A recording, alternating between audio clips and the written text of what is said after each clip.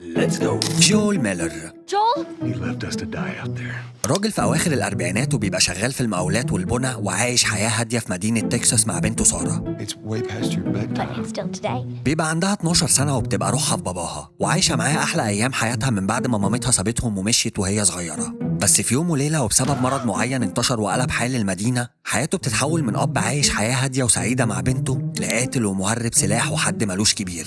That's all right. I believe him. No, wait! ودي إلي، She's infected.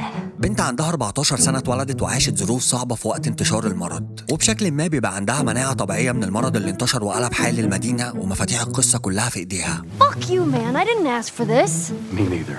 Tess, what the hell are we doing here? What if it's true? وبتبدأ الحكاية بجون وهو لسه داخل البيت، وبنعرف إن النهاردة عيد ميلاده من الهدية اللي سارة اديتها له. Here. وبعد قعدة جميلة دارت بينهم، سارة بتروح في النوم وهي قاعدة، وجول بيشيلها عشان يوديها تكمل نوم في أوضتها، ومسافة ما بتنام بتكون الدنيا اتقلب حالها.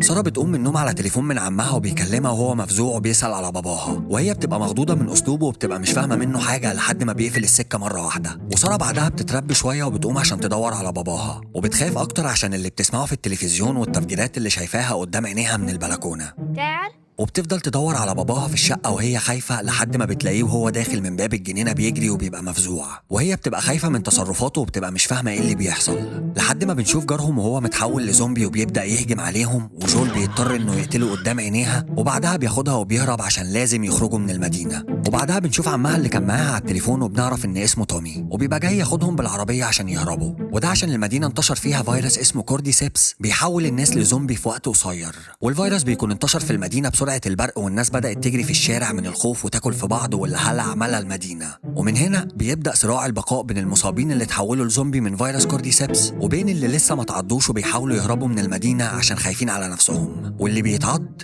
يا بيموت يا بيتاكل. وأثناء صراع البقاء بيعملوا حادثة والعربية بتتقلب بيهم، وبعد ما بيفوقوا بيعيشوا شوية صراعات مع اللي اتصابوا من سكان المدينة، لحد ما تومي بيأمن طريق لجول وبيقول له يهرب بسارة عشان رجليها اتكسرت وهو هيبقى يحصلهم. Go! You got Sarah! I can outrun him! Uncle Tommy? واثناء ما جول بيهرب بسارة بيوقفهم ضابط جيش وبيبقى شاكك ان هم اتصابوا من الفيروس، وبيكون جاله اوامر انه يخلص عليهم، بس وهو بيضرب اول طلقة تومي بيجي من وراه بيخلص عليه، بس الطلقة اللي خرجت من بندقية الضابط كانت للاسف جت في قلب سارة وخلصت عليها. ومن هنا حياة جول بتتحول تماما من اب كان عايش حياة هادية مع بنته لراجل بيحارب من اجل الانتقام لبنته، وفي نفس الوقت بيحارب العصابات اللي انتشرت وسط الفساد المجتمعي اللي انتشر مع المرض عشان يهرب سلاح من اجل النجاة في حرب البقاء. بس قبل ما نكمل ما تنساش ان انت تعمل لايك عشان ده فعلا بيساعد، ولو اول مره تشوفنا ما تنساش ان انت تعمل سبسكرايب وتفعل زر الجرس عشان يوصلك كل جديد. انا احمد فارس ودي قصه ذا لاست اوف اس، وعشان وقتي ووقتك بيعدي 20 سنه وبنعرف ان الفيروس لسه منتشر لحد النهارده وملوش علاج، وبنشوف جول وهو عايش لوحده وبنعرف انه بقى شغال مهرب من اجل البقاء. وبعدها بشويه بنشوف دي تيس شريكة رحلة النجاة مع جول وشريكته برضه في شغل التهريب، ومن كلامهم مع بعض بنعرف إن المدينة اتقسمت ل3 فئات من الناس، ناس اتصابت من الفيروس وتحولوا لزومبي، وناس لسه ما اتصابتش وعايشة في حجر صحي تحت حراسة مشددة من الجيش، وناس تانية برضه مش مصابة بس عايشين بره الحجز زي جول وتيس وعاملين أحزاب وعصابات في الشارع، والأحزاب دي في منهم الكويس وفي منهم الوحش. بس في وسط كلامهم بنعرف إن في صفقة سلاح بتاعتهم اتسرقت منهم، وهي بتبقى دورت على اللي سرقهم وعرفت مكانه، واللي سرقهم يبقى واحد اسمه روبرت. That cocky son of a bitch.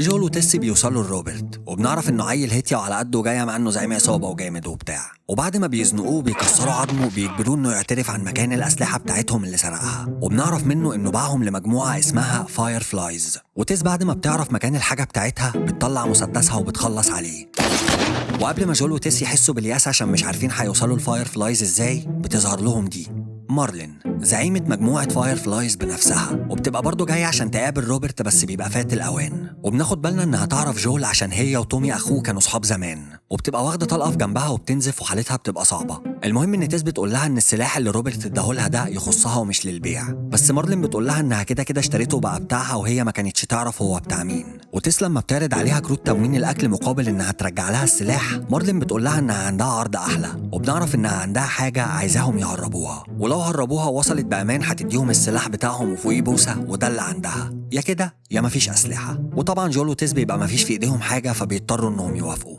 المهم إن مارلين بتاخدهم وبتروح على المكان اللي هي عايشة فيه، وبنعرف إن اللي مارلين محتاجة تهربه يبقى البنت دي إلي. بنت عندها 14 سنة اتولدت وكبرت في ظل وجود الفيروس، وبتبقى من غير أب وأم عشان ماتوا بسبب الفيروس، وعايشة مع مارلين من صغرها. والمطلوب من جول وتيس دلوقتي إنهم يوصلوها لمقر مجموعة فاير فلايز، وطبعا هم بيوافقوا بعد ما بيتأكدوا إن السلاح بتاعهم موجود معاها من غير حتى ما يعرفوا من مارلين هي عايزة تودي إيلي المعسكر بتاعها ليه. وإيلي بتبقى خايفة تروح معاهم، بس مارلين بتطمنها وبتقول لها إنها تعرفهم وإنهم ناس كويسين عشان تعرفهم من زمان، وده اللي مخليها واثقة إنهم هيوصلوا إيلي بسلام.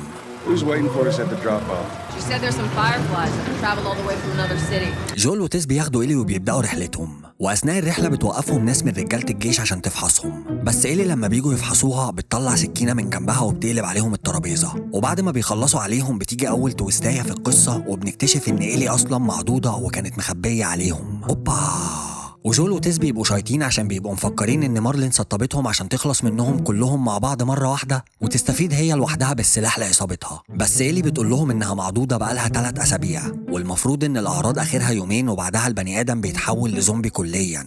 ومن هنا بتوضح لنا الصوره وبنعرف من إيلي انها عندها مناعه طبيعيه ضد الفيروس، والمفروض انها رايحه على معسكر فاير فلايز عشان هناك عاملين حجر صحي فيه دكاتره ومتخصصين هيفحصوها عشان ممكن عن طريق فحصها يقدروا يوصلوا الفاكسين ضد الفيروس. وجول بيبقى مش مصدقها ومش بالع اللي هي بتقوله، بيبقى مش عايز يكمل المشوار ده. بس تيس بيبقى جواها حته كده بتقول ان إيلي ممكن كلامها يبقى صح ويطلع فعلا عندها مناعه طبيعيه، عشان من المنطق لو فعلا إيلي معضوضه من 3 أسابيع وباين على ايديها في العضه انها عضه قديمه، فالمفروض انها تكون اتحولت لزومبي من بدري، بس هي لسه طبيعيه والعضه فعلا باينه انها قديمه. ده غير ان الاسلحه بتاعتهم مربوطه بيها ولازم يوصلوها عشان يرجعوا اسلحتهم، فبيبقوا مضطرين يكملوا رحلتهم عشان يوصلوا البنت وياخدوا الأسلحة بتاعتهم عشان ده هدفهم الأساسي في الرحلة دي. المهم إن جول وتيس وإيلي بيكملوا رحلتهم. في السكة بتقابلهم عواقب كتير سواء من الزومبيز أو من العصابات والجيش، وبينجحوا إنهم يعدوها كلها. بس في السكة بتشوف تيس طاقتها بتقل وبدأت إن هي تتعب منهم، وهي بتستحمل وهم بيفضلوا يشجعوها لحد ما في الآخر بينجحوا إنهم يوصلوا للمكان اللي هيسلموا فيه إيلي. بس لما بيوصلوا بيتفاجئوا باللي المفروض هيستلم إيلي منهم مرمي على الأرض وسايح في دمه. وتيس بتتجنن لما بتشوف المنظر ده وبتبقى بتفتش زي المجنونة في جيوب الجثة على أمل إنها تعرف مكان المعمل فين أو أي حاجة تقدر توصلها لمكان الحجر اللي فيه المتخصصين. بس جول بيقول لها إن إحنا هنا تمام وهنا مهمتنا انتهت على حسب الاتفاق اللي بينهم وبين مارلين. بس تيس بتتعصب عليه وبتبقى عايزة توصل للمعمل بأي شكل من الأشكال، وبتلمح له إنهم كده لازم يتفرقوا. ومن هنا بنعرف إنها اتعضت في السكة في وسط العواقب اللي عدوا بيها، والفيروس اتنقل لها والأعراض بدأت تبان عليها. بس بيكون فات الأوان عشان في عصابة بدأت تهجم على المكان وبيقربوا عليهم، فتيس بتبقى مش عايزة تتحول لزومبي وكده هي اتعضت ومفيش أمل، فبتضحي بنفسها عشان جول يهرب بإيلي ويوصلها لمعسكر فاير فلايز. وهي بتقف للعصابة لوحدها وهم بيهجموا على المكان وطبعا بيخلصوا عليها، وجول وإيلي بيكونوا هربوا من المكان عشان يكملوا رحلتهم لمعسكر فاير فلايز. A few miles north of here, there's a fella there that owes me some favors. Good chance he could get us a car. جول قرر انه يكمل رحلته مع إيلي للاخر، بس بيبقى محتاج عربيه عشان مشواره بعيد، فبيروح لواحد صاحبه كان عامل له خدمه زمان اسمه بيل، راجل سايكو سامج ودمه تقيل وحاجه زي الخرس الصراحه. وبعد عناء طويل مع بيل بيرد له الخدمه في انه بيجمع له عربيه يعرف يتحرك بيها، وبعد شويه سسبنس مع الزومبي بينجحوا انهم يلاقوا عربيه شغاله يقدروا يتحركوا بيها، وفعلا بيتحركوا وبيوصلوا بيل على بيته، وبعدها بينطلقوا عشان يكملوا رحلتهم لكامب فاير فلايز عشان يوصل إيمي للحجر اللي هناك على امل انهم ممكن بعد ما يفحصوها يلاقوا فاكسين ضد الفيروس. What about the guy? He ain't even hurt.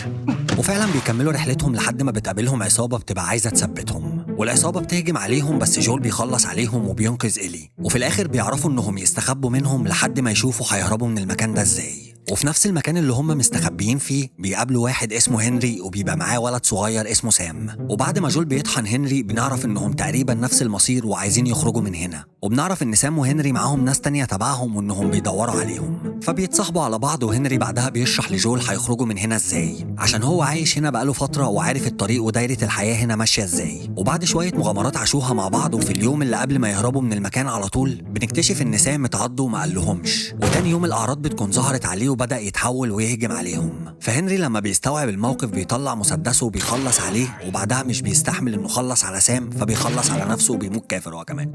وبيرجع جول وإيلي يكملوا طريقهم تاني لوحدهم لكامب فاير فلايز، وبعد سكة طويلة بيقابلهم معسكر، وبالصدفة بنعرف إن واحد من اللي مدورين المعسكر ده يبقى أخو جول تومي اللي كان معاه في أول القصة وهم بيهربوا من المدينة، وبنعرف إن هو اتعرف على ماريا واتجوزها وعايشين وبيدوروا المعسكر ده مع بعض. المهم إن بعد كده جول وتومي بيقعدوا مع بعض، وجول بيحكي لتومي موضوع إلي وصفقة السلاح، وبيبقى عايز تومي يوصل إلي المعسكر فاير فلايز عشان هو كده كده يعرف مارلين زعيمة فاير فلايز من زمان، وفي نفس الوقت يعرف مكان المعسكر بتاعهم، وبيبقى عايزه ياخد إلي يوديه على المعسكر هناك، وهو يرجع بقى ياخد الأسلحة بتاعته على حسب اتفاقه، وكده هو مهمته انتهت. وبعد كلام كتير تومي بيوافق إنه يساعد جول، بس ماريا بتبقى مش راضية عن الموضوع عشان بتبقى خايفة على تومي يروح معسكر فاير فلايز لوحده وما يرجعش. وعلى الجنب التاني إلي بتبقى خايفة عشان مش عايزة تتحرك مع حد غير جول، وبنعرف إنها مش هتحس بالأمان غير معاه، خاصة لما عرفت موضوع سارة بنته اللي ماتت لما كانت في سنها، وبتبقى عرفت موضوع سارة من ماريا وأخدت منها صورة ليه هو وبنته مع بعض. والصورة كان أصلا تومي لقاها في بيتهم القديم لما رجع عشان يلم اللي اتبقى من حاجتهم المهمة، ولما تومي حاول يديها لجول، جول رفض إن هو ياخدها منه، وبتقول له إن هي كمان خسرت ناس اتعلقت بيهم ومش مستعدة لصدمة إنها تخسر حد تاني اتعلقت بيه. وفي الآخر بتقول له يا إما هنكمل المشوار ده مع بعض يا إما هتكمل المشوار لوحدها، لأن هي كده كده عندها مناعة طبيعية فمش هيفرق معاها لو اتعضت في السكة. المهم إن جول بيتعاطف مع الموقف وبيشوف بنته سارة اللي ماتت في إلي، وبيقرر إنه يكمل معاها الرحلة بنفسه لحد الآخر. وفعلا في اليوم اللي بيتحركوا فيه جول بيقول لتومي إنه راجع في كلامه وإنه هيكمل الرحلة بنفسه، وبيقول له ده عشان هو دلوقتي عنده ماريا والمعسكر بتاعه ولازم يبقى جنبهم وياخد باله منهم وطير راو الشويتين دول. وبيسلم عليه وبياخد إلي معاه على الحصان وبيسيبه وبيمشي. ومن هنا بيبدأ فصل جديد في رحلة جول وإلي اللي هنكتشفه مع بعض دلوقتي. No guards.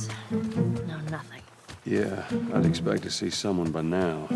جول بيكمل رحلته مع إلي لحد ما بيوصلوا للمكان اللي المفروض عصابة فاير فلايز معسكرين فيه، ولما بيستكشفوا المكان بيلاقوا أوضة فيها هيكل عظمي لدكتور كان مسجل يومياته في جهاز تسجيل صوتي، ولما جول بيسمعها بيعرف إنهم مشيوا من هنا وغيروا مكانهم وراحوا على مكان تاني خالص بره المدينة. وجول لما بيعرف كده مش بييأس وبيقرر إن هو يكمل الرحلة للآخر، بس أثناء ما هم لسه في المكان بيهجم عليهم ناس متمردين، وجول بيخلص على واحد منهم وبيمسك في التاني لحد ما في الآخر بيقع من دور عالي شوية، وحديدة بتدخل في بطنه وبيبدأ إنه ينزف ويدوخ وطاقته بتبدأ إن هي تقل. بس إلي بتساعده لحد ما بينجحوا إنهم يخرجوا من المبنى وبياخدوا الحصان وبيهربوا، بس على بال ما بيوصلوا المكان أمان جول بيكون واقع منها ومحطش منطق. Get up. You gotta tell me what to do.